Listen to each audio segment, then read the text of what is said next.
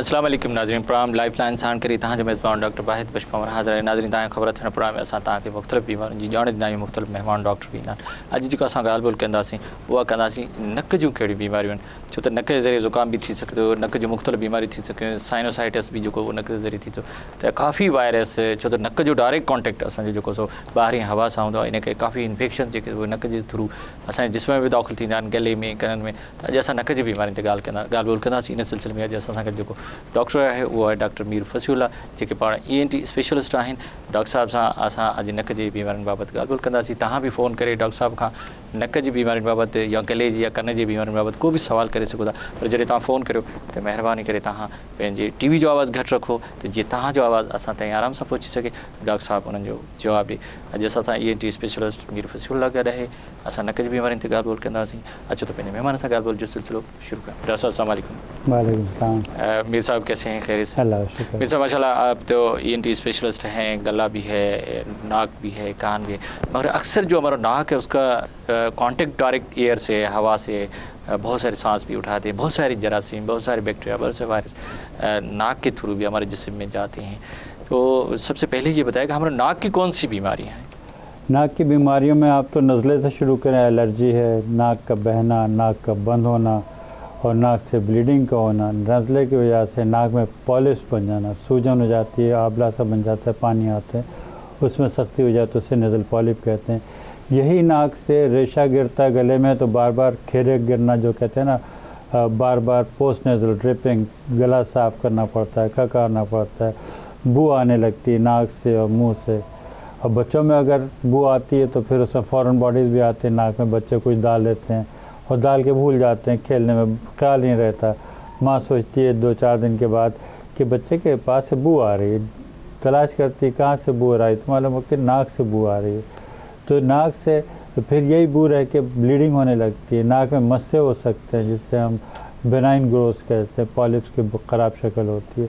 नाक में नज़ला हो के पॉलिप्स हो जाए, नज़ला ज़्यादा बिगड़ जाए या नाक की हड्डी ज़्यादा टेढ़ी रहे और नाक का गोश उसकी वजह से दूसरी तरफ बढ़ जाता है, तो नाक के अंदर जो सुराख खुलते हैं साइनसेस के, जो पेशानी की हड्डियाँ या गाल की हड्डियाँ, ये अंदर जो बारीक सुराख से खुल रही हैं और वो सुराख बंद हो जाए तो यहाँ पे दर्द होने लगता है, साइनसाइटिस उसे कहते हैं। जिस्म थका थका से रहता है, फिर कंधों में, शोल्डर में दर्द, गर्दन के मसल्स में दर्द, जिस्म थका थका सा, सुस्ती रहे, आदमी का काम करने में दिल ना हो, लैक ऑफ कंसंट्रेशन। और यही नाक की वजह से, क्योंकि कान भी एक्चुअली ENT सब इंटरमिंगल्ड है, एक दूसरे से जुड़ा हुआ है। नाक ख़राब होती है, साइनसेस ख़राब हो जाते हैं, उनके बारीक सुराख बंद हो जाते हैं। नाक का रेशा जब गले में जाता है तो गले में ख़राश होने लगती है, गले में दर्द भी होने लगता है, बाद फेरेंजाइटिस हो जाती है, उसको कहते हैं। गले की दीवार पे जो दाने बन के सुर्खी हो जाती है कि थूक निकलने में दुश्वारी हो तो उसे फेरेंजाइटिस या टॉन्सिलाइटिस, टॉन्सिल्स इन्फेक्शन हो जाते हैं। इसी की वजह से कान में इन्फेक्शन जा सकता है और कान में दर्द हो सकता है। तो नाक और माउथ जो है ना, ये गेटवे है जहाँ से हम सांस लेते हैं। मोस्टली हम नाक से सांस लेते हैं और नाक से जब अंदर कोई चीज़ जा रही है, खुसूसन इस मौसम में बड़ी चेंजेस आती हैं। उन लोगों को जो एलर्जिक टेंडेंसी है या ऐसे लोगों को नाजरीन में जो मुझे सुन रहे हैं या देख रहे हैं और वो इलाज करवा चुके हैं अपनी नाक का, एलर्जी का ऑपरेशन करवा चुके हैं, नेज़ल पॉलिप्स की सर्जरी करा चुके हैं, ऐसे लोगों को चाहिए इन दिनों में ज़रूर एक दफ़ा विज़िट कर लें अपने मॉलिज से, अपने सर्जन से, और अपने नज़ले को कंट्रोल में रखें। यही वो मौसम है नवंबर और दिसंबर का जिसमें वायरस स्प्रेड होता है। और याद है कि एक दफ़ा 1958 में वायरस पूरी दुनिया में फैल गया था और उसने कई हलाकतें भी की थी। मतलब ये नाक के थ्रू जो है एलर्जी या वायरस जो है ना वो हमारी बॉडी में इंटर। अच्छा, कॉलर भी मेरे साथ है, उसको भी शामिल करता हूँ। मगर मेरा एक सवाल, आपने बात की कि ब्लीडिंग या खून भी कभी कभी जो नाक से आता है, मगर पहले मैं कॉलर को भी शामिल कर। श्योर। हेलो, अस्सलाम वालेकुम। वालेकुम सलाम साईं, मुबारक करी। अमदानी कोतड़ी लेबर कॉलोनी में ॻाल्हायां पियो। वॾी महिरबानी अमदानी, तव्हां असांखे फ़ोन कई, थोरो ज़ोर सां ॻाल्हायो। साईं मसलो इहो त मुंहिंजी वालदा जो जेको सो ॿुधे कोन थी, 50 साल उमिरि आहे जी। उनजे करे उनजे कननि में आवाज़ अचे थी, ॾाढी आवाज़ अचे थी, जॾहिं की माण्हू कन में वेठल हुजनि, का शइ वेठल हुजे, ॻाल्हाईंदी हुजे, जे दिलि में धड़को थिए थो, कननि में एतिरी आवाज़ थिए थी। उनजो PTA टेस्ट बि करायो, 100% उनजो कन जेके ॿई बोड़ा आहिनि मुंहिंजा। न पैदाशी आहिनि या कंहिं बीमारी जे करे हाणे उहे कन ॿोड़ा थिया आहिनि? पैदा काशी न हुई, उनजी उमिरि 50 साल आहे, मुंहिंजी उमिरि बि माशाल्लाह हींअर 35 साल आहे। मुंहिंजे ॼमण खां 10 सालनि खां पोइ मुंहिंजा कननि में सूर थियणु शुरू थियो, पोइ दवा वग़ैरह कराईसीं, एतिरी दवा कराई, उन खां पोइ आहिस्ता आहिस्ता कन मुंहिंजा बोड़ा थींदा विया, बिल्कुलु बोड़ा थी विया हाणे। हाँ बिल्कुल आवाज़ ॿुधी नथी सघे। जी आवाज़ बिल्कुलु कोन थी ॿुधी सघे, मगर आवाज़ छा आहे, कननि में एतिरो आवाज़ थिए थो जी माण्हू को कननि में वेठल हुजे, का शइ हुजे, बसि ॻाल्हाईंदी हुजे, मूंखे अच्छा कननि मां पाणी वहे थो या कुझु? जी कननि मां पाणी अचे थो? न न पाणी वग़ैरह का शइ कोन थी अचे, कन बि बिल्कुलु सही आहे, न का इहे सूर बि कोन थिए मथे में, कन में सूर थिए या किथे गले में सूर थिए, नक में, ॿी का शइ का ॻाल्हि ई कोन्हे हुनखे। अच्छा कंहिं डॉक्टर खे ॾेखारियो अथव? साईं डॉक्टर खे हिते हैदराबाद वग़ैरह में ॾेखारियो, स्पेशल डॉक्टर ने ॾेखारियो, पीटी टेस्ट न लिखी ॾिना, उहे टेस्ट कराया आहिनि कननि जा, त चवंदा 100% कन डैमेज आहिनि मुंहिंजा। अहमदानी तव्हांखे जवाबु ॾियूं था, तव्हां वॾी महिरबानी तव्हां असांखे फ़ोन कई।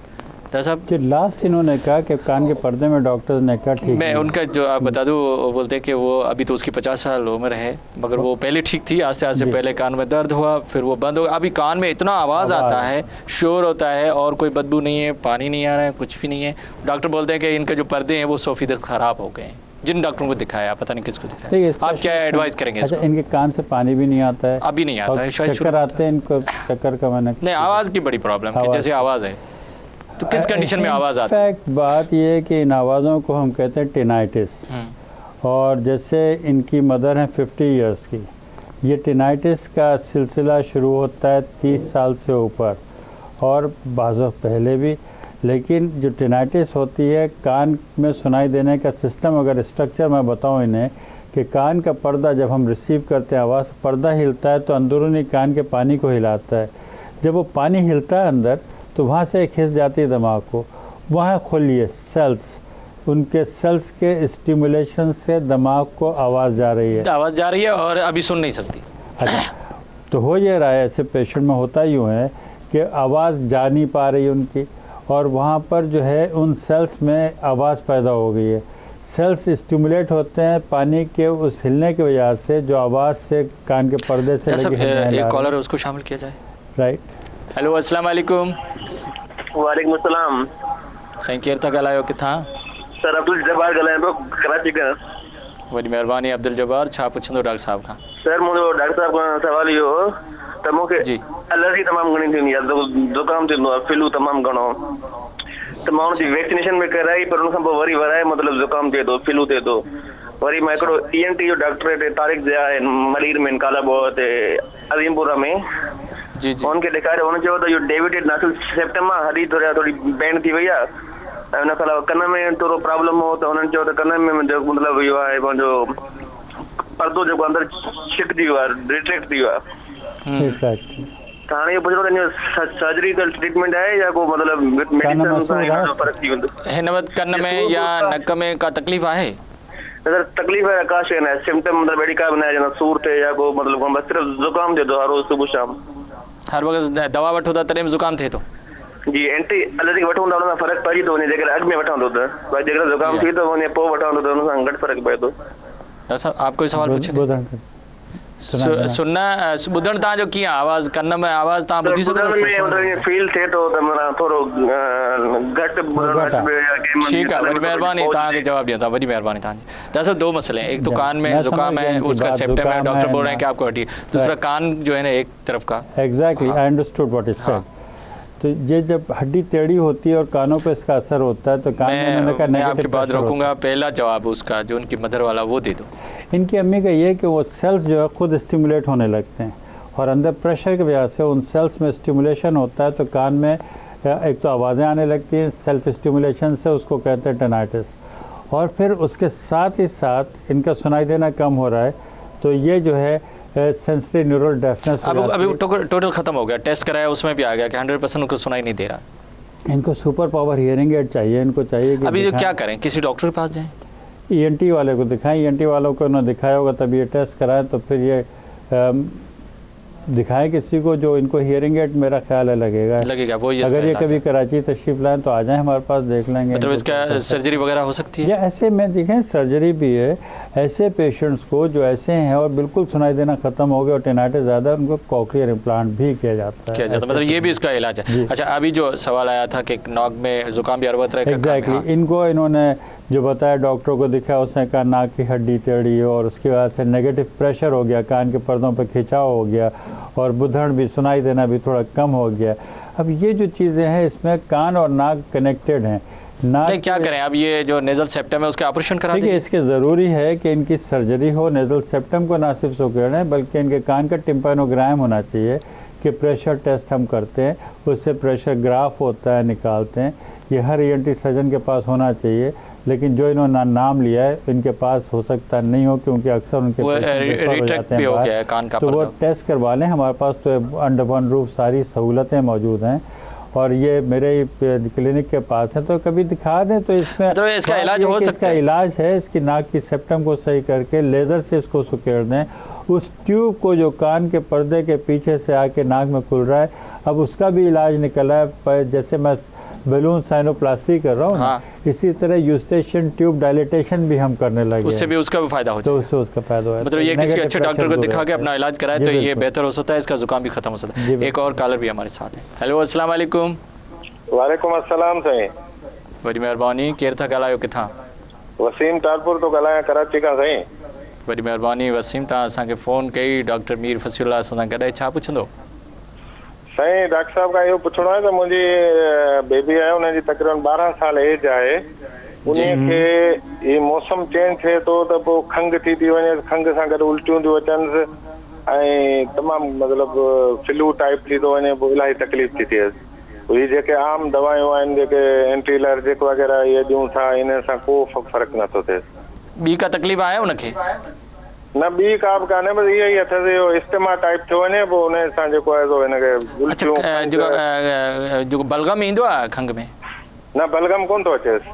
अच्छा, हिन मौसम में हुनखे ज़ुकाम वग़ैरह फ्लू थींदो आहे, उनजी दवा वठंदा आहियो पोइ ठीकु थी वेंदो आहे? पोइ बि माना इहो दवाउनि सां तमामु 2-3 ॾींहं 5-7 ॾींहं खाए थी, तंहिंखां पोइ वञी थोरो आराम अचेसि थो। अच्छा, सैको थींदो आहे? टेलीफास्ट वग़ैरह टेबलेट अचंदा हिकिड़ा, टेलीफास्ट। न, सैको थींदो आहे? सैको बि थी वेंदो अथसि, हा। अच्छा डॉक्टर साहब, आपका कोई सवाल है? अच्छा, इनके कोई सवाल है तो मैं पूछ लूँ। एक्सरे हुए इनके? अच्छा, तव्हां जो एक्सरे वग़ैरह करायो आहे? न, एक्सरे वग़ैरह असां कोन करायो आहे, बाक़ी ईअं जेको आहे डॉक्टर खे ॾेखारींदा आहियूं सीज़न में थिए। ठीकु आहे वसीम, वॾी महिरबानी ऐं तव्हांखे जवाब ॾियो, वॾी महिरबानी।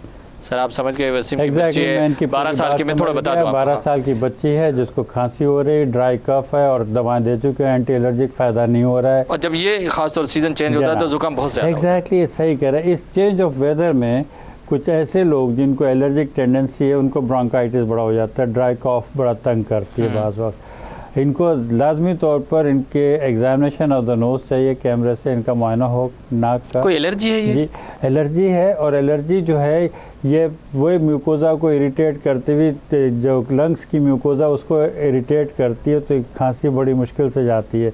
ऐसे में अगर ये बिगड़ जाए एलर्जी, तो एलर्जिक ब्रोंकाइटिस का बिगड़ा हुआ फॉर्म, उसका नाम है अस्थमा, खुदा न खास्ता वो ना हो जाए।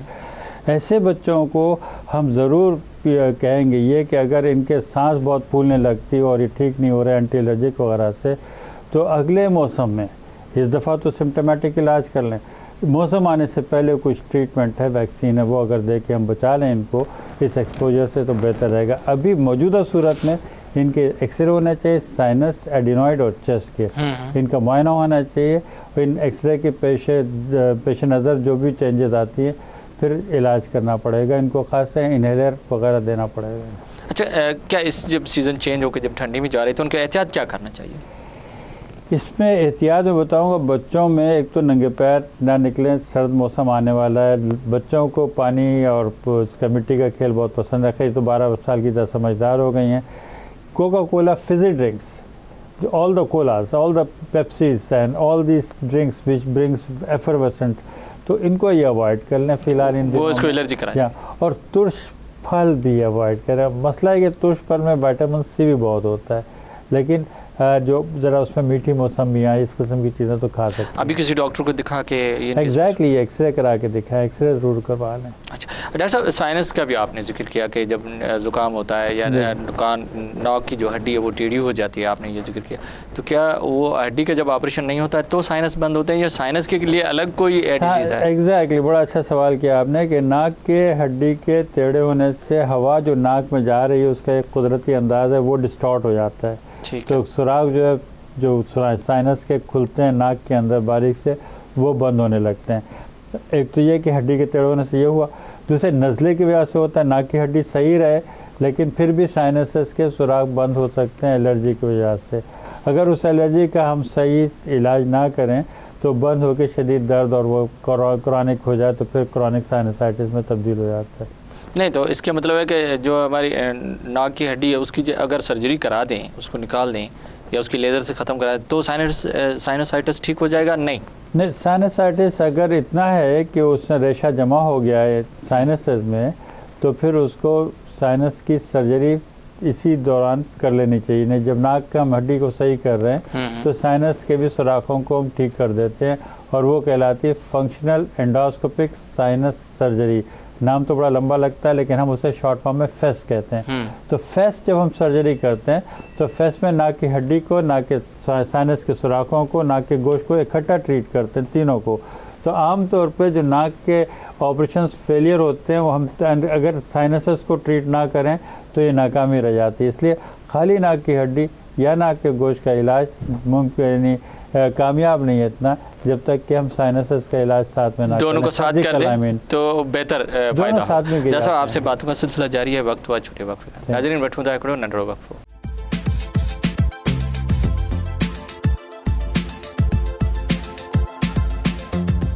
वेलकम बैक नाज़रीन। अच तो पंहिंजो ॻाल्हियुनि जो सिलसिलो डॉक्टर मीर फसीउल्लाह से शुरू करियो। अॼु असां नक जे बीमारियुनि बाबति ॻाल्हि ॿोल कर रहा आहियूं। असांजो नंबर भी अची रहियो आहे स्क्रीन ते, तव्हां फ़ोन करे डॉक्टर साहब सां को भी सवाल पूछी सको था। डॉक्टर साहब, वक्फे से पहले बात हो रही थी कि जब नाक की हड्डी टेढ़ी होती है उसकी ऑपरेशन आपने बोला, उसके साथ साथ साइनस भी, जो कैसे पता चले कौन सी साइन सिम्टम के नाक की हड्डी टेढ़ी है तो भी फ्लू हो रहा है, अगर एलर्जी हो रही है तो भी फ्लू हो रहा है, अगर साइनसाइटिस हो रहा है तो भी फ्लू, साइन सिम्टम क्या है, कैसे हम डिफरेंशियल डायग्नोज करेंगे?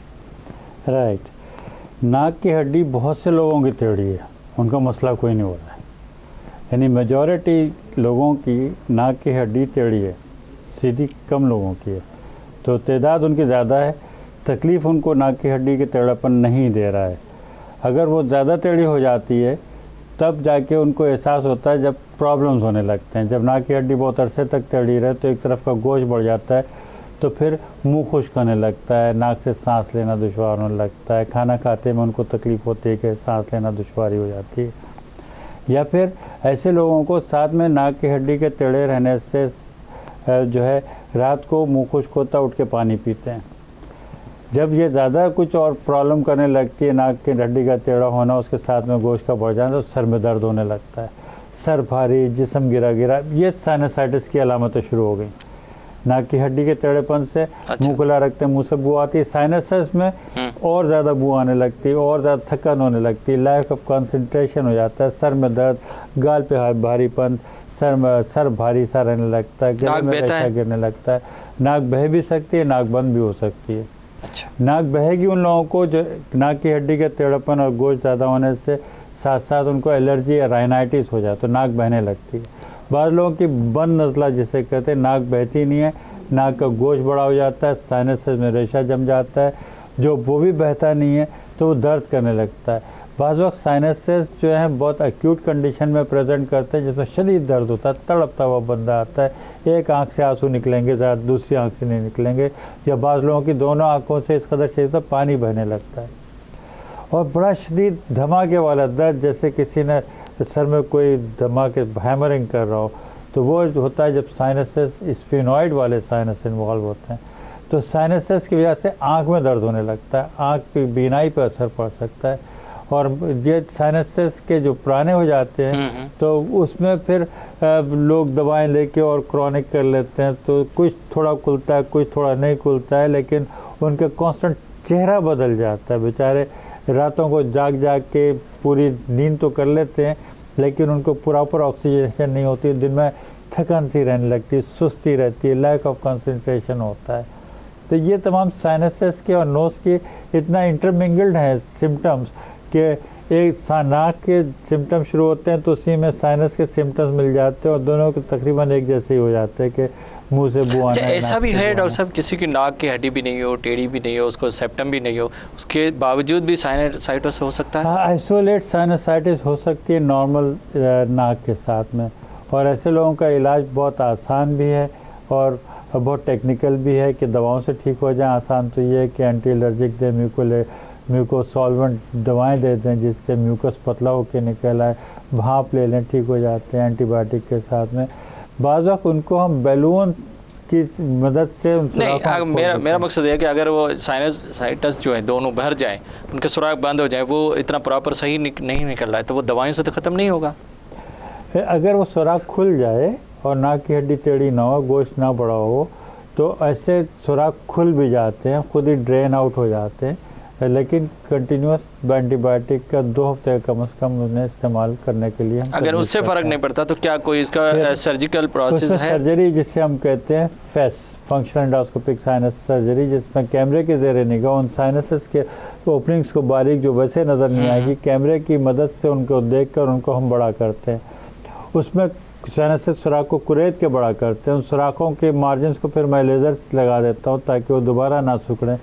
लेकिन बग़ैर काटे हुए भी अब हम करने लगे, जैसे एंजियोप्लास्टी होती है, इसी तरह कैमरे की मदद से उसकी ज़ेरे निगाह हम जाते हैं, उस सुराख में बैलून डालते हैं, बैलून को स्ट्रेच करते हैं, और बैलून जब स्ट्रेच होता है तो सुराख स्ट्रेच हो जाता है 30 सेकंड के लिए। जब हम उसे स्ट्रेच रख के डिफ्लेट करते हैं तो सुराख बड़ा का बड़ा खुला रह जाता है, उसको हम बड़े आराम से इंस्ट्रूमेंट डाल के साफ कर लेते हैं। अच्छा, उसमें से जो भी पानी वगैरह वो निकाल ये बता दूं, बैलून साइनोप्लास्टी इज़ द लेटेस्ट लोगों को लेज़र के बाद जो आई है, लेज़र के बाद, फेस के बाद, अब फेस का एडवांस प्रोसीजर बैलून साइनोप्लास्टी, जिसमें बैलून से एंजियोप्लास्टी की तरह हम साइनस के सुराख को खोलते हैं, और पाकिस्तान में ये शुरू हुए 2 साल हो गए मैं कर रहा हूं। तो इससे फिर वो जो पानी सब निकाल देते हैं तो फिर दोबारा नहीं होता उधर, या होता है? नहीं, उसका ड्रेनेज सिस्टम भी तो आपने सही कर दिया ना। पानी निकाला तो सुराख को बड़ा छोड़ दिया ताकि उसका ड्रेन होता रहे, उससे रुकावट दूर कर दिया आपने। जब रुकावट दूर कर देंगे तो गदलापन, जैसे नहर में आगे पत्थर पड़ा था, आपने गदला हो रहा था पानी, पत्थर हटाया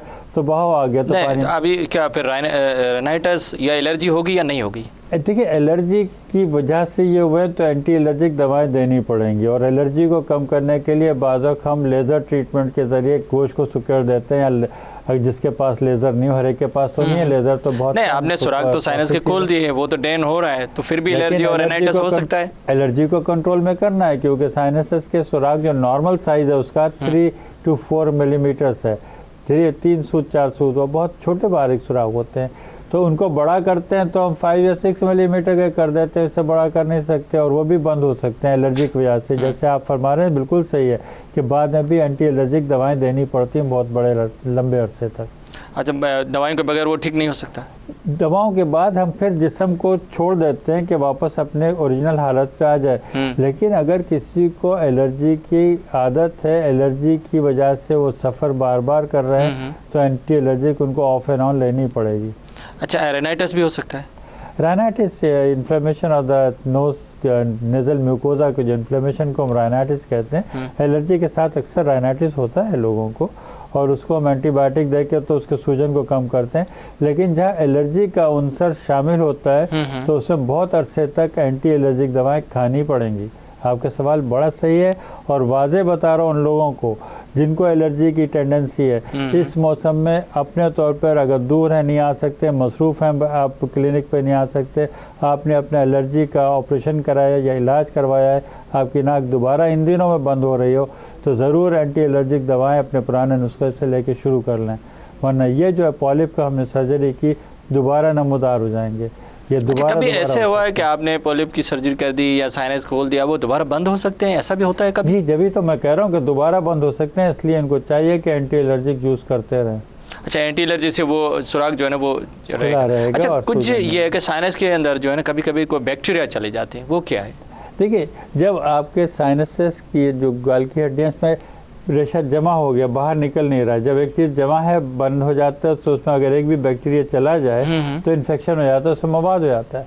मवाद हो जाए तो फिर उसको डेफिनेटली फेस करके, उसको साफ़ करके, मवाद को पूरे को क्लीन करके, लवाज करके या क्यूरेटाज करके फिर हम उसको निकाल देते हैं, साफ़ कर देते हैं पूरे साइनस की लाइनिंग को, और फिर हम एंटीबायोटिक और एंटीहिस्टामिन देते हैं खासे अरसे तक, ताकि नहीं क्या इसकी जो बैक्टीरिया जब चला जाता है हमारे साइनस में, इसकी कोई कॉम्प्लिकेशंस भी है, ये ख़तरनाक हो सकता है?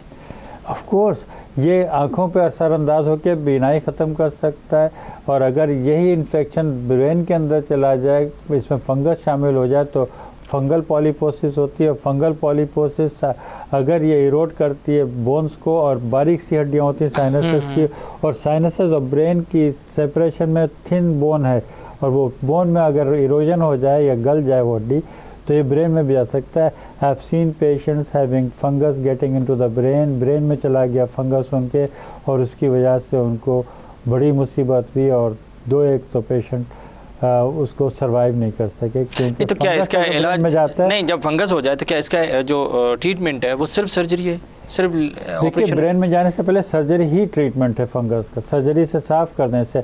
और जहां हम ये बात कर रहे हैं आजकल, बता दूं कि आजकल एक बड़ी मुसीबत आई हुई है, Naegleria fowleri is the name of the amoeba, जो आपने सुना ब्रेन आजकल आ रहे नेग्लेरिया का जिक्र हो रहा है। नेग्लेरिया जो है नाक से जा रहा है, तो लाजमी तौर पे हमें चाहिए कि अपनी नाक में जब हम वज़ू करते हैं तो उबले हुए पानी से वज़ू करें, क्योंकि ये पानी जो आ रहा है इसमें हमें शक पड़ता है कि अमीबा इस पानी से आ रहा है, लिहाजा उबले हुए पानी से नाक धोएं ताकि आपके उस नहीं। तो क्या ये जो नेग्लेरिया का जो अमीबा है वो साइनस में चला जाता है? नेग्लेरिया का अमीबा जो है नर्व्स के थ्रू ये ब्रेन में चला जाता है, मेनिंजाइटिस कॉज करता है। मेनिंजाइटिस कॉज करने के साथ साथ ये ब्रेन को जो है इतना डैमेज कर देता है कि फिर एक दफ़ा हो जाए तो फिर इसको संभालना मुश्किल है, फर्टिलिटी बहुत ज़्यादा है, इसको मुश्किल। अच्छा, बच्चों में अक्सर एक इस सीज़न में प्रॉब्लम होती है कि उनका नाक बंद हो जाता है, ज़ुकाम हो रहा है, रेनाइटिस हो रहा है, छोटे बच्चे और सांस उठाने में बड़ी तकलीफ हो रही है। एग्जैक्टली, बिल्कुल सही कह रहे हैं। बच्चों में एडिनॉइड्स भी होते हैं ना। अच्छा। और खुसूसन वो बच्चे जिनकी उम्र 5 साल या उससे कम है, तो उनमें एडिनॉइड्स बाद बच्चों के बड़े रह जाते हैं। एडिनॉइड्स टॉन्सिल की तरह गुदूद है, टॉन्सिल साइड में एडिनॉइड्स जहाँ काकड़ा कौवा खुल रहा है, सॉफ्ट पैलेट है जो कौवा या यूविरा कहते हैं, लटक रहा है, या ऊपर होता है, पीछे होते हैं, नाक जहाँ खुल रही पीछे। अच्छा। नाक के सामने 2 सुराख हैं, पीछे नाक 2 सुराख, वहाँ पर एडिनॉइड्स हैं। तो उन एडिनॉइड्स में थोड़ी सी स्वेलिंग होती है और थोड़ी सी राइनाइटिस, थोड़े से नज़ले के साथ इन दिनों में ये बच्चे बड़े परेशान होते हैं, और ऐसे बच्चों के कान बंद होने लगते हैं। स्कूल में शिकायत आने लगती है कि बच्चा कम सुन रहा है, या कान में शदीद दर्द हो के बच्चे रोते हैं। अगर उनकी उम्र 2 साल से कम है तो बता भी नहीं सकते, बार बार उनका हाथ कान की तरफ जाता है। तो उससे कम उम्र के बच्चे हों, 8 या 6 महीने के हों, तो सर हिलाते हैं, उनकी पोटी सही होगी, दर्द है, रो रहे हैं, सर हिला रहे हैं, तो और उनका हाथ बाद कान की तरफ जाए तो कान का इन्फेक्शन है। माओं को चाहिए ख्याल करें कि जब ये दर्द हो तो ENT सर्जन के पास जाएं, कान के देखने के लिए महारत नहीं। जो आपने बोला एनोडाइड जो होते हैं, जो एडिनॉइड जो होते हैं हमारे बिल्कुल पीछे नाक के, तो क्या इनमें इन्फेक्शन हो जाता है, इनमें एलर्जी होती है, इनमें वायरस होता है, बैक्टीरिया क्या जाता है इधर? एडिनॉइड्स को कोई भी चीज़ इरिटेट करी, रेशा अगर गले में गिरेगा तो एडिनॉइड के ऊपर से होता हुआ गले में जाएगा, तो वो इरिटेट करके उसको सूजन को बढ़ा देता है। एडिनॉइड्स टॉन्सिल की तरह टिश्यू हैं जो नाक के पीछे हैं, जो बच्चे पैदा होते हैं, पैदा होने के बाद ही वो रिग्रेस हो जाते हैं। जिनके रिग्रेस ना हो, सुकड़ ना जाए, तो वो एडिनॉइड्स बड़े रह जाते हैं, उसकी वजह से बच्चे माउथ ब्रीदिंग करते हैं, बार बार उनके टॉन्सिल ख़राब होने लगते हैं। तो ऐसे एडिनॉइड्स का निकाल देना बेहतर होता है। नहीं तो क्या ये जो ठंडी हवा या मिट्टी या ठंडी चीज़ खाने से या किसी एलर्जी से या वायरस से, क्या चीज़ है जो ज़ुकाम फ्लू जो है वो भी इसको इरिटेट करता है? जी, एनीथिंग विच इरिटेट्स एडिनॉइड। थोड़ा सा एडिनॉइड के 2 मिलीमीटर भी साइज़ बढ़ जाए तो एडिनॉइड बड़ा ऑब्स्ट्रक्शन करेगा, एडिनॉइड का असर कानों पर पड़ेगा और कान बंद होकर नेगेटिव प्रेशर हो जाएगा। जैसे एक कॉलर ने हमें बताया था कि उसकी नाक की हड्डी तड़ी होने से कानों पर असर पड़ा था। तो नाक और एडिनॉइड खुसूसन कान पर असरअंदाज होते हैं, और एडिनॉइड्स जो है बाज़ों बड़ों में भी रह जाते हैं, अगर बचपन से बड़े भी हो जाते हैं, कुछ लोगों में एडिनॉइड्स बड़े रह जाते हैं। नहीं तो क्या इस वक्त इन बच्चों का क्या जो इलाज जो है वो एंटी एलर्जी है? ऐसे बच्चों के जिनके एडिनॉइड्स बढ़े हैं तो एंटी एलर्जी के कंट्रोल करके उसका तो सर्जरी इसका इलाज है। एडिनॉइड्स अगर बड़े रह जाएं तो उनको सर्जरी करके निकाल देना चाहिए। अगर वो एडिनॉइड 2-3 साल की उम्र तक रह गए तो इसका मतलब वो रिग्रेस नहीं होंगे, and the ideal thing is to remove them. और रिमूव करते में लोग इसलिए डरते हैं कि एडिनॉइड की होती है ब्लाइंड सर्जरी, हम करते हैं कैमरे के ज़रिए निगाह और फिर लेज़र है हमारे पास, कि लेज़र से ब्लीडिंग पॉइंट को हम टच करके कंट्रोल कर लेते हैं bleeding. Bleeding is the main danger in adenoid surgery. उसको अगर ब्लीडिंग हो लेज़र जाए। ने अच्छा, इस वक्त हमें बड़ों को या बच्चों को इस सीज़न जैसे आपने बोला चेंज हो रही है या नाक की, तो क्या एहतियात करने चाहिए डॉक्टर साहब? कौन से एहतियात करने चाहिए कि हमें ये जो है ना इन चीज़ों से हम बचते रहें, फ्लू से, साइनोसाइटिस से, राइनाइटिस से, जो भी चीज़ें हैं, बच्चे भी बड़े भी, क्या एहतियात? देखिए, नेज़ल डूशेस हाँ। रात को ब्रश करके सोएं, नेज़ल डूशेस करें, साथ में नाक को साफ़ कर लें। और इस मौसम में अगर थोड़ा सा नज़ला हो तो उसे कंट्रोल कर लें, थोड़े एंटी एलर्जिक ले लें तो कंट्रोल में आ जाएगा। ऐसे लोग जिनको नेज़ल टेंडेंसी रही है, पिछले साल भी फ्लू वगैरह होता रहा, तो ऐसी एजेस में जो लोग इम्यून कॉम्प्रोमाइज़ हैं, यानी उनको कैंसर, एंटी कैंसर दवाएं लें, कीमोथेरेपी लिए, या ऐसे लोग जो बार बार उनको बुखार होता है, या ऐसे लोग जिनकी उम्र 60 साल या उससे ज़्यादा है, उनको बार बार एलर्जी हो रही, उनके लिए हम कहते हैं वैक्सीन लेने इस मौसम में बचाव के लिए, जो फ्लू शॉट कहलाता है, वो बेहतर है। Flu shot should be given. अच्छा, अगर किसी को साइनोसाइटिस है तो वो क्या एहतियात करे इस वक्त? भले उसकी सर्जरी हुई या नहीं हुई? देखिए, अगर साइनोसाइटिस अगर हो गई है तो उसका इलाज करवाएं, और अगर उसके इलाज 2 हफ्ते में करवा चुके हैं तो फिर उसकी फेस सर्जरी कराएं। नहीं, एहतियात क्या करें अगर इलाज भी चल रहा है सब कुछ? एहतियात ठंडी चीज़ों से बचे, खट्टी चीज़ें और ठंडी चीज़ों से बचे। 2 चीज़ें मैं एहतियात बताता हूँ, ठंडी और खट्टी चीज़ें। अच्छा, उससे बचें और अपना जो ट्रीटमेंट है उसको जारी रखें, जो एंटी एलर्जी या जो भी है उसको। अच्छा डॉक्टर साहब, टाइम भी ख़त्म होने वाला है, क्या पैगाम क्या होगा, मैसेज क्या होगा? मैसेज आज का ये है कि नेज़ल डूशेस करते वक्त, नाक में वज़ू करते वक्त उबला हुआ पानी इस्तेमाल करें, क्योंकि ये जो नेगलेरिया का एक मुसीबत आई है, हमें अल्लाह सबको महफूज रखे।